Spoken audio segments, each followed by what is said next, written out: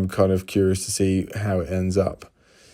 You've got a Datsun there, you've got a VW Thing, and then you've got this absolutely gorgeous Alfa Romeo, which is one of a few right-hand drive converted cars in period. It's absolutely beautiful. You almost get that kind of slight spaceship UFO styling from that period before it was even a thing, and it's just so elegant.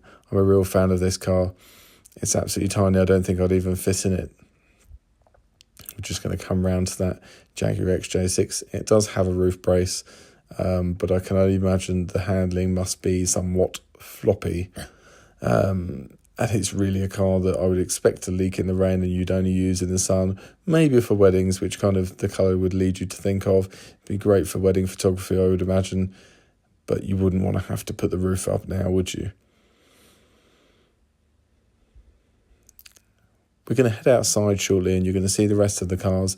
There are some lower value classics outside, and there's also a couple of cars that may surprise you. It certainly surprised me that I would have thought would have been inside for this auction especially. And one of those is my kind of star of the show. It's been at a couple of previous historic sales, and it is a Bentley S2 Continental.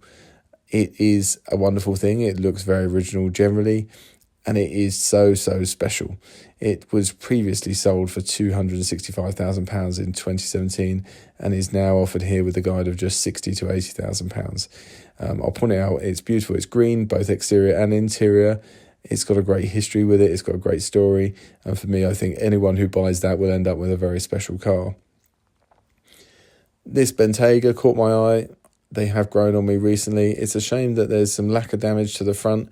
Just looks like stone chipping. This Alfa Romeo Montreal is the Middle Eastern car that I mentioned with very little paperwork. However, that didn't stop people being interested in it. They had a lot of attention. The guide is £25,000 to £35,000, which I would imagine is part of the reason for that. But what a beautiful car for that guide, or even over that guide. It's got that beautiful 3-litre fuel-injected V8 and such incredible styling. There's nothing else you could mistake it for, and it is one of my favourite cars in the auction. I'm really curious to see how well it sells or how well it doesn't, because paperwork is important to a lot of people, and as it should be, because it gives you an idea of where a car's been and how it's been looked after. It says that car's been restored. I don't believe that quite to be true. As restored as recently as maybe the vendor believes. There's not any paperwork to back it up either, and it is a little rough around the edges, but that's also kind of what it is. You don't want a car necessarily that's too perfect for that kind of guide, because there's questions raised over that, but we'll have to see.